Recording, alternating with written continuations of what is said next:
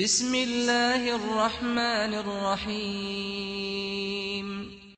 الذين يستمعون القول فيتبعون أحسنه أولئك الذين هداهم الله وأولئك هم أولو الألباب. Yine Sahih-i Buxari 2. cild səhifə 594 Kitab Təfsir-i Qur'an, Qur'an-ı Kərimin təfsir kitabı, hədisin nömrəsi 4469-cu hədis. Təkrar eləyirəm. Sahih Buxari 2. cild Kitab Təfsir-i Qur'an, Qur'an-ı Kərimin təfsir babı, deməli 4469-cu hədis. Diqqət eləyin hədisə. Bilirsiniz necədir? Məndən soruşsalar ki, filankəsi lənətləmək olar ya yox? Mən ilk cavabım belə olacaq, xeyr, lənətləmə. Bəs neyniyim? Tanı. Mənim məsləhətim budur. Kim zəng vursa, kim soruşsa cavabım budur. Filankəsi lənətləyim ya yox? İlk cavabım budur. Onları tanı. Sonra qərarı özün verərsən. Mən sənin yervə düşünə bilmərəm. Sən tanımamış, niyə lənətləməlisən? Niyə təhqir eləməlisən? Sən tanı. Mənim vəzifəm, sənin vəzifən tanımaq. Gəlin tanış olağın. Görək belə insanlara görə Quran ayəsi istək, necə kəlmə çıxıbsa ağzından o cürlə nazil ola bilər. Diqqət edin. Filan kəsdən deməli, Abdullah bin Zübeyir əxbərəhum ənəhu qədimə rəqib min Bəni Təmim alən nəbi. Bəni Təmim tayfasından çox həssas bir kəlmədir buradakı, vacibdir bilir. Tanış olmalıyıq. Bəni Təmim qəbiləsindən bir dəstə gəlir Həzrət Rəsulullah Muhammed sallallahu aleyhi və səlləm.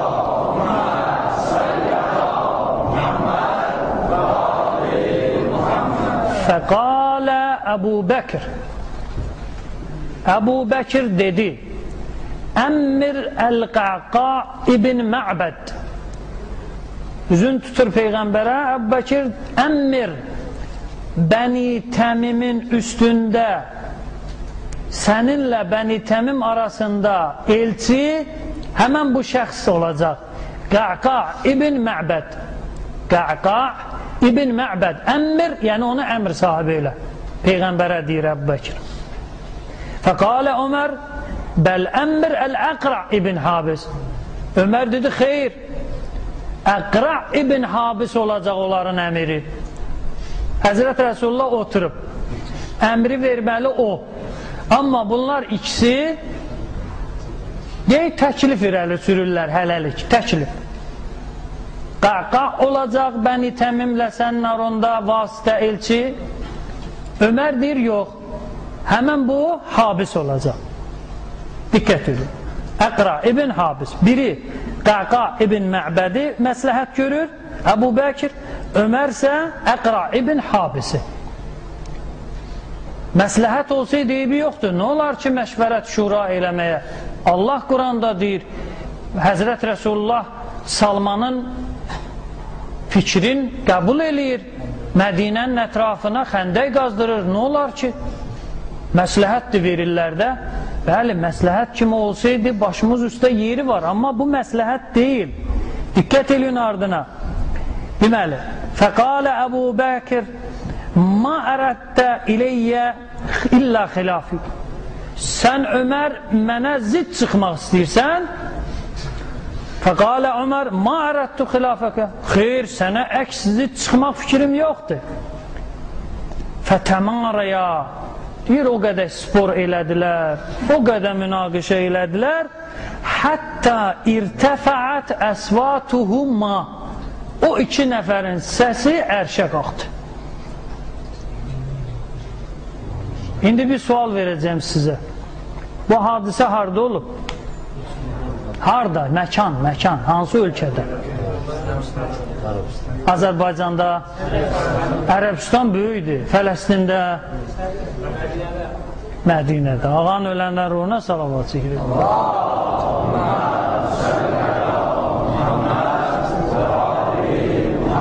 Bax, diqqət, əhsəntum.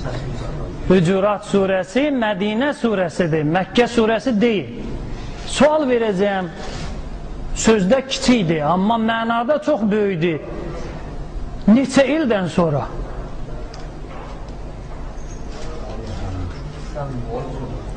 Ağan ölənlər ona salavat zikr edir.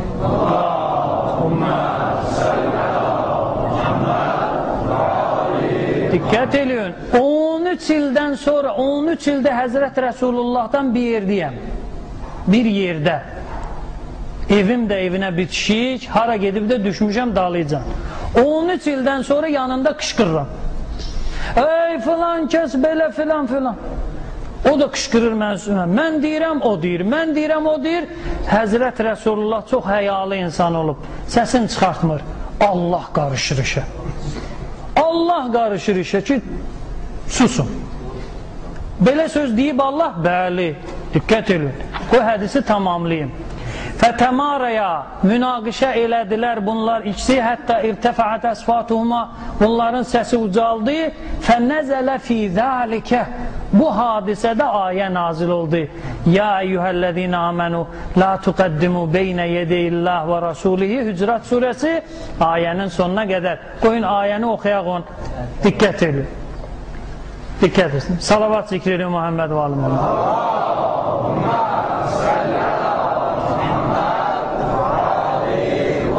Diqqət edin ayəyə. 3 ayə bunların haqqında, Hücurat surəsinin 1, 2, 3-cü ayələri bunların haqqında nazil olub.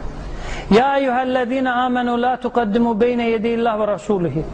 Ey iman gətirmiş şəxslər, nə sözdə, nə hərəkətdə,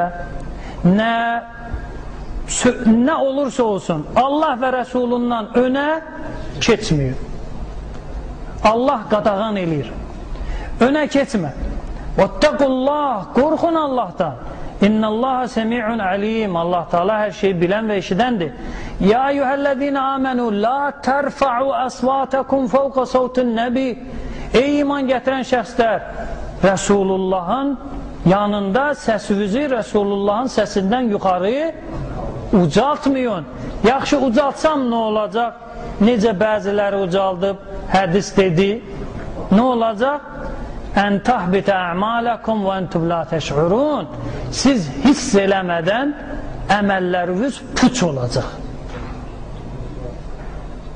Cihad, nəfəqə, namaz, oruc. Bir dənə səsi qalxız Rəsulullahın yanında. Allah deyir ki, əməlün nədir?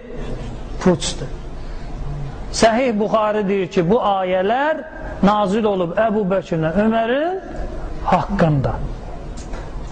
Yaxşı, 13 ildir Rəsulullahın yanında mən özümü apara bilmirəm. Başa düşmürəm. 13 ildən sonra bu addımı atan, Allah yanında Rəsulullahı dərk eləməyən Allahı necə dərk eləyəcək?